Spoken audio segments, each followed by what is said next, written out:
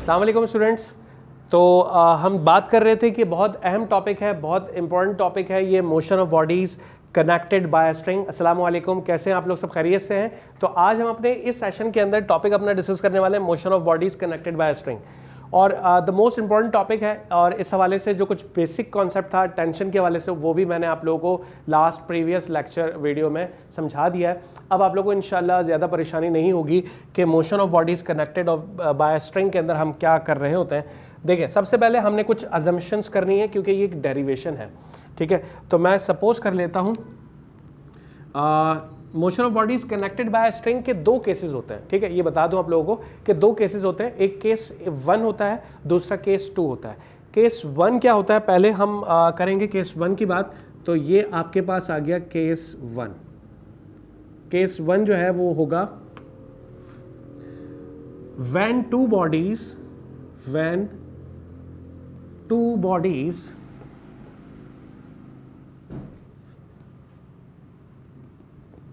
Hanging vertically, ठीक है।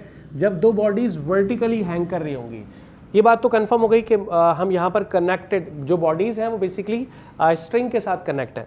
दूसरा केस 1 में ये है कि जब दोनों बॉडीज जो है वो वर्टिकली हैंग कर रही होंगी। अच्छा, अब जब वर्टिकली बॉडीज हैंग कर रही होंगी तो क्या होगा, ये आपकी हेडिंग हो गई। और अब हम बेसिक अजम्पशंस पे जाते हैं। कंसिडर, मैं कंसिडर कर लेता हूं दो बॉडीज।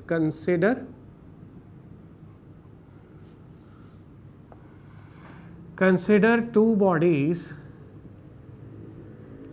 ए एंड बी, ठीक है। एक बॉडी को मैंने बॉडी ए का नाम दिया और दूसरी बॉडी को मैंने बॉडी बी का नाम दिया। ऑफ मासेस, अब दोनों के मास क्या होंगे, of masses m1 and m2, ठीक है। बॉडी ए का जो मास है वो है m1, बॉडी 2 का यानी बॉडी बी का जो मास है वो है m2। Connected by connected at the both ends of the string, इसको ऐसे लिख लेते हैं, connected eight the both ends of string, ये असल में है क्या, ये बता क्या रहे हैं, साथ साथ मैं डायग्राम आप लोगों को ड्रॉ करता हूँ। पहले ये एक हमारे पास पुली होती है। पुली जो है वो एक व्हील का काम करती है। व्हील ये एक सिंपल मशीन के अंदर मैंने डिस्कस किया था। पुली में एक व्हील होता है आपके पास, ये आपके पास एक व्हील हो गया, ठीक है। और अब इस व्हील से जो है एक स्ट्रिंग पास हो रहा होगा। वो स्ट्रिंग मैं यूँ बना देता हूँ, ये स्ट्रिंग जो है वो इस पुली से पास हो रहा है, ठीक है। तो अब इसमें दोनों बॉडीज कनेक्ट हुई हुई है। एक है हमारे पास बॉडी ए, इसका मास m1 है, तो इसका मतलब ये हो गया बॉडी ए। दूसरी हमारे पास ये बॉडी कनेक्ट हुई हुई है इस दूसरे एंड से, जिसका मास है m2, और इसको मैंने नाम दे दिया बॉडी बी, ठीक है, बॉडी बी। अच्छा, अब आप गौर करें, ये एग्जैक्टली पुली जो है वो किसी ख़ास पोजीशन पर फिक्स हुई हुई लगी हुई है। तो ये हमारे पास पुली बन गई।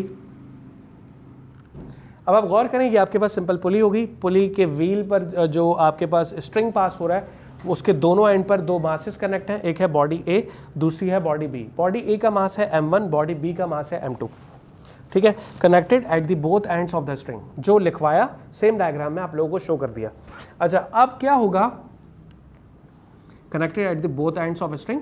हाँ, अब ये है कि हमने इसमें करना क्या होता है, हमने बेसिकली करना ये होता है कि हमें इस मोशन ऑफ बॉडीज़ के अंदर एक तो 1 बाय 1 करके बॉडी ए की बात करेंगे, पहले उसमें देखेंगे कितनी फोर्सेस मौजूद लग रही हैं, फिर बॉडी बी की बात करेंगे और उसमें बात करेंगे, देखेंगे हमारे पास कितनी फोर्सेस लग रही हैं, और वहाँ से हम इन दोनों को यूज़ करते हुए इक्वेशन फाइनल रिजल्ट की तरफ जाएंगे। फाइनल रिजल्ट में हमें करना क्या है, हम अपने गोल को पहले समझ लेते हैं, हमारा मकसद क्या है इस डेरिवेशन के पीछे। हमने एक्सेलरेशन और टेंशन के फार्मूलाज को ड्राइव करना है। तो एक्सेलरेशन और टेंशन के फार्मूलाज को ड्राइव करने के लिए आपको यहाँ पर पता होना चाहिए कि एक्सेलरेशन कहाँ होगी और टेंशन कहाँ होगी। तो एक बात तो क्लियर हो गई कि यार टेंशन या जो टेंशन का जो कॉन्सेप्ट हमने लास्ट प्रीवियस वीडियो सेशन के अंदर देखा वो ये था कि हमें पता है कि मास 1 है m1 और उस पर जो ग्रेविटी लग रही है वो है g, ठीक है, ग्रेविटी g हो गई, और इस पर जो प्रोड्यूस होगा वेट वो होगा w1, ठीक है। इस वेट के अगेंस्ट, क्योंकि वेट जो है वो डायरेक्टली डाउनवर्ड काम कर रहा है, ठीक है, डायरेक्टली डाउनवर्ड लग रहा है, तो इस वेट के अगेंस्ट स्ट्रिंग में जो फोर्स प्रोड्यूस होगी उसको मैं नाम देता हूं टेंशन का। ठीक इसी तरीके से जो कि मास m2 है, ये आपका मास m2 हो गया, इस पे भी ग्रेविटी लग रही है, और मास और ग्रेविटी का प्रोडक्ट जो है वो बॉडी के वेट के बराबर होता है। ये आपका आ गया बॉडी का वेट, अब W2, इसकी डायरेक्शन भी डाउनवर्ड है, इस वेट के अगेंस्ट भी जो फोर्स प्रोड्यूस होगी उसको भी मैं टेंशन का नाम दे रहा हूँ। आप गौर करें, यहाँ m1 की वजह से जो वेट आया वो W1 था, ठीक इसी तरीके से m2 की वजह से जो वेट आया वो W2 हो गया, लेकिन टेंशन में मैंने 1 और 2 का नाम नहीं दिया। उसकी वजह यह है कि ये दोनों बॉडीज एक ही स्ट्रिंग के साथ कनेक्ट हैं, और टेंशन होता क्या है, टेंशन इटसेल्फ हमने पढ़ा था कि टेंशन रस्सी का बर्दाश्त है, जो रस्सी टूट नहीं रही उसकी जो वजह है वो टेंशन फोर्स की है, ठीक है। और ये इसी वजह से ये अलग अलग नहीं होगी, क्योंकि एक ही रस्सी इस्तेमाल हो रही है, दोनों बॉडीज इसी में कनेक्ट हुई हैं, तो दोनों जगह टेंशन जो है वो कांस्टेंट रहेगी, ठीक है। बर्दाश्त जो भी होगा रस्सी का वो दोनों जगह कांस्टेंट रहेगा, इसलिए मैंने T1 और T2 का नाम नहीं दिया। चलिए अब आ जाती है बात, यहाँ पर हम बेसिकली इस डेरिवेशन के अंदर हम एक्सेलरेशन और टेंशन के फार्मूलाज को ड्राइव करते हैं जब वो दोनों बॉडीज किसी स्ट्रिंग के साथ कनेक्ट हो और पास हो रही हो किसी फ्रैक्शनलेस पुली के साथ। ये बात भी हम यहाँ लिख लेते हैं कि connected at the both ends of string and passes over a frictionless pulley and passes over a fractionless pulley, ठीक है, फ्रैक्शनलेस पुली। अच्छा, अब क्या होगा, पहले हम बॉडी ए की बात करते हैं। मैं हेडिंग डलवा रहा हूं, मोशन ऑफ बॉडी ए, या आप लिख देते हैं, इसमें लिख लेते हैं हम forces acting on body A, forces acting on body A. Body A पर कौन कौन सी फोर्सेस लग रही है, तो अब बॉडी ए पर आपकी नज़र होनी चाहिए, बॉडी ए पर फोकस रहें और गौर करके बताएं, सोचिए और बताएं मुझे कि यहाँ पर कितनी फोर्सेस लग रही हैं। एक बॉडी का वेट डाउनवर्ड और एक टेंशन अपवर्ड। तो आप इन दोनों फोर्सेस को यहाँ मेंशन करेंगे कि एक हमारे पास आ जाएगी वेट, ठीक है, weight of the body A, body A का जो भी वेट है उसे हम रिप्रेजेंट करते हैं W1 से, जो m1g के बराबर है। साथ साथ आप ये भी लिख दें कि मूविंग टूवर्ड्स डाउनवर्ड, ठीक है, या एक्टिंग डाउनवर्ड, ये भी ठीक है, एक्टिंग डाउनवर्ड, वो डाउनवर्ड मोशन में एक्ट कर रहा है, एक्टिंग डाउनवर्ड। अच्छा, दूसरी फोर्स है इसी रस्सी में प्रोड्यूस होने वाली टेंशन। तो अब आप यहाँ लिख लोगे बेटा कि टेंशन T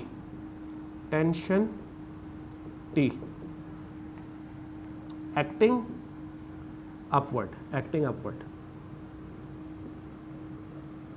ठीक है। ये तो मैंने इन डिटेल ये बात समझा दी कि बॉडी ए पर लगने वाली फोर्सेस दोनों तरफ से, एक तो बॉडी का weight W1 acting downward, tension T acting upward.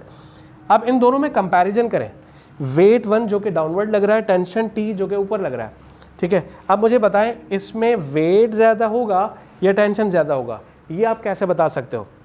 सामने डायग्राम पर नज़र डालें और देखें दोनों बॉडी, यानी बॉडी ए जो है बॉडी बी से नीचे है या ऊपर है, यानी बॉडी ए का मास ज़्यादा था, ठीक है, बॉडी ए का मास ज़्यादा है तो तभी ये बॉडी का वेट जो है वो ज़्यादा होगा। बॉडी बी का मास कम है तभी इस बॉडी का वेट जो है वो कम होगा।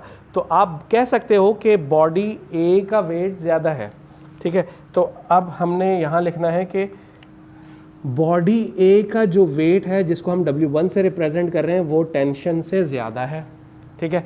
अब हमें पता है कि जो चीज़ ग्रेटर होती है हम दूसरी चीज़ को ला के उसी तरफ माइनस कर देते हैं और बराबर कर लेते हैं नेट फोर्स के।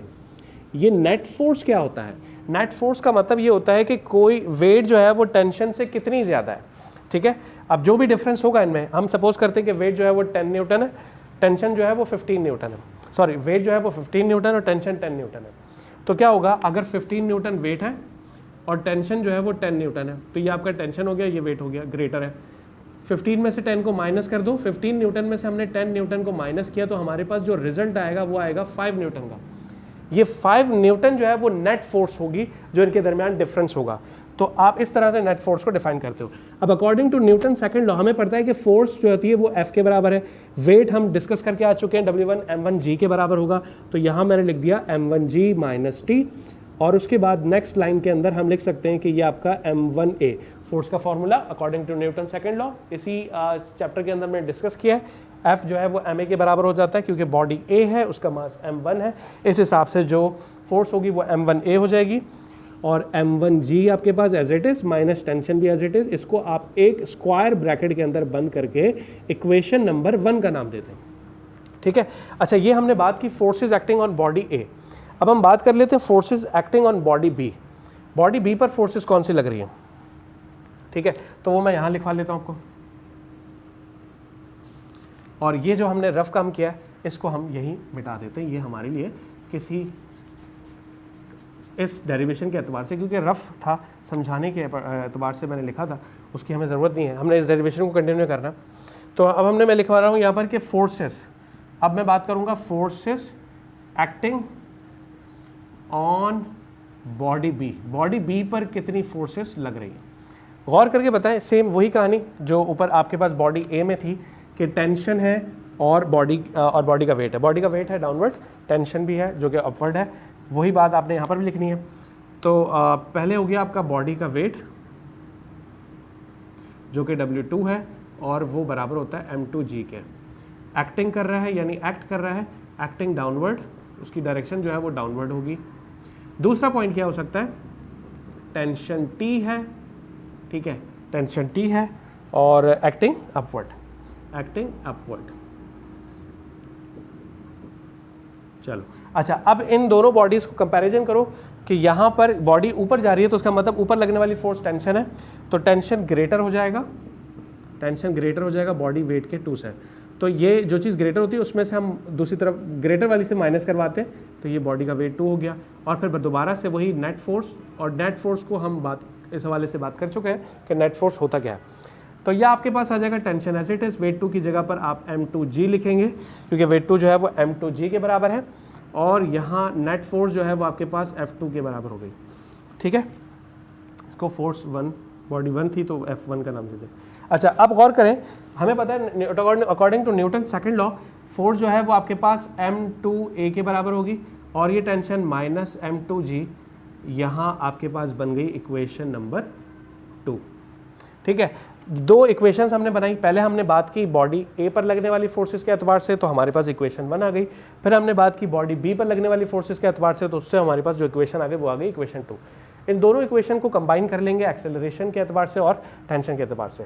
तो अब गुंजाइश जो है वो हमारे पास नहीं है, तो पहले आप लोग ये अच्छे से राइट डाउन कर रहे हैं, उसके बाद फिर हम इसको आगे लिखते हैं। तो स्टूडेंट देखिए, मैंने यहाँ पर रब कर दिया ताकि हम इस, और ये नहीं मिटाया फोर्सेस जो हमने बॉडी ए के एतबार से बात की थी और बॉडी बी के एतबार से 2 इक्वेशंस बनाई। इनकी मदद से ही हमने अपनी डेरिवेशन को आगे कंटिन्यू करना है, इसलिए मैंने जस्ट इतना सा पार्ट रब किया है। तो अब हम पहले बात करेंगे फॉर एक्सेलरेशन। पहले हम रिलेशन ड्राइव करेंगे एक्सेलरेशन के लिए।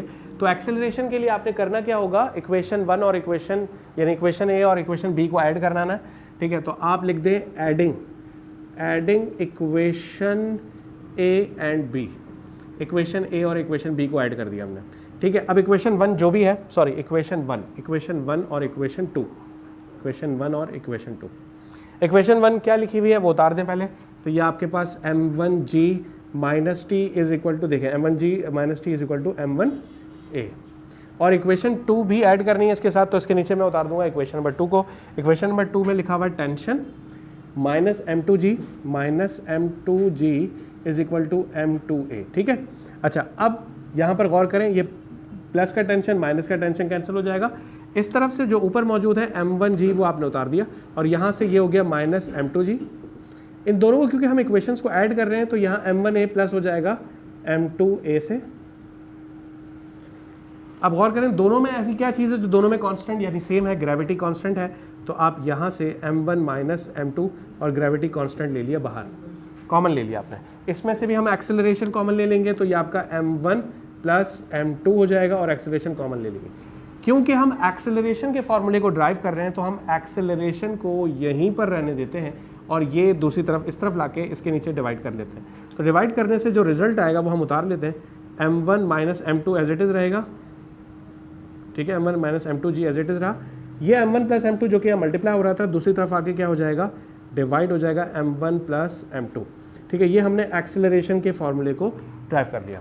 उम्मीद है आप लोगों को बहुत अच्छे से क्लियर हो गया एक्सेलरेशन का कॉन्सेप्ट। अब आखिरी काम जो कि टेंशन का है वो हम ड्राइव कर लेते हैं, और टेंशन के लिए हम ये जगह चूज़ कर रहे हैं कि टेंशन को हम यहाँ पर करेंगे, ठीक है। तो फॉर टेंशन, ठीक है, टेंशन में हमें क्या करना है, जस्ट जो हमारे पास एक्सेलरेशन का फॉर्मूला हमने ड्राइव किया, इस एक्सेलरेशन की वैल्यू को उठा देंगे, किसी भी एक इक्वेशन में डाल दें, इक्वेशन 1 में डाल दें एक्सेलरेशन की जगह, या इक्वेशन 2 में डाल दें, तो आपके पास आने वाला रिजल्ट टेंशन का ही होगा। तो मैंने एक्सेलरेशन की वैल्यू को उठा के इक्वेशन नंबर 1 में डाल दिया। इक्वेशन 1 है क्या, m1g minus T is equal to m1a, ठीक है।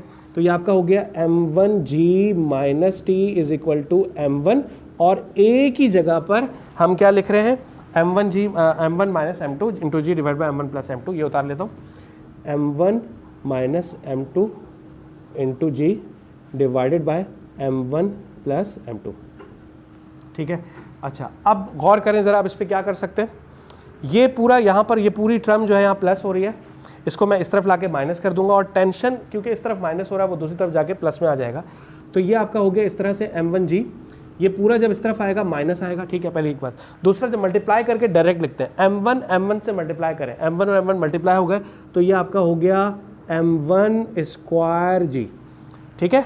m1 मल्टीप्लाई हुआ m1 से तो m1 स्क्वायर आ गया, और g भी मल्टीप्लाई हुआ इस तरफ से तो m1 स्क्वायर जी हो गया। अब m1 मल्टीप्लाई करें m2 से, तो ये आपका हो जाता है माइनस, ठीक है। तो क्योंकि माइनस तब लाया तो ये माइनस माइनस आपका हो जाएगा प्लस, तो m1 m2 इंटू जी, और फिर जो नीचे आपके पास मौजूद है वो एज इट इज सेम रहेगा, यानी m1 प्लस m2। अब क्या हो सकता है, अब क्या करेंगे बेटा, अब हमने क्या करना है, एलसीएम लेना है। हम एलसीएम कैसे लेंगे, एलसीएम लेने का मतलब है ये m1 प्लस m2 इस m1g से मल्टीप्लाई होगा, तो अगर ये इससे मल्टीप्लाई करेंगे तो ये आपका m1 प्लस m2 आ गया, और ये माइनस एज इट इज़, ये बाकी पूरी टर्म आपके पास ऐसी, एलसीएम आपके पास m1 प्लस m2 आ चुका है, ठीक है। अच्छा, अब यहाँ पर गौर करें, m1 स्क्वायर जी और plus m1 m2 g as it is, ठीक है।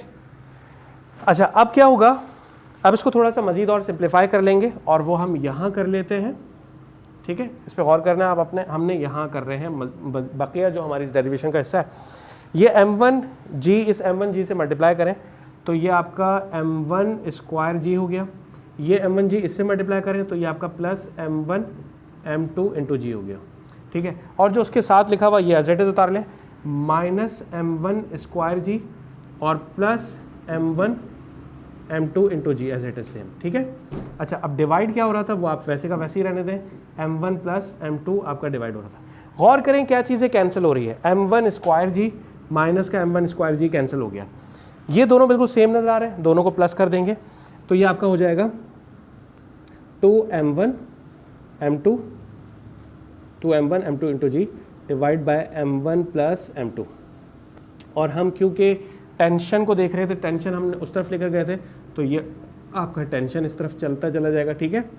ये आपका टेंशन आ गया, फाइनली आप इस तरफ दिखा दें, इस तरफ दिखा दें, एक ही बात है। तो टेंशन हमारे पास जो सॉल्व होके आया है वो आपका बराबर हो गया 2m1 m2 into g divide by m1 plus m2। तो हम अपने इस सेशन को यहाँ पर इस डेरिवेशन के अंदर कंप्लीट करते हैं। आज हमने motion of bodies connected by string के अंदर एक्सेलरेशन और टेंशन के फार्मूलाज को ड्राइव किया है। इंशाल्लाह नेक्स्ट सेशन के अंदर हम इसी motion of bodies connected by string की सेकंड केस को डिस्कस करेंगे। अपना बहुत सारा ख्याल रखिएगा। अल्लाह हाफ़िज़।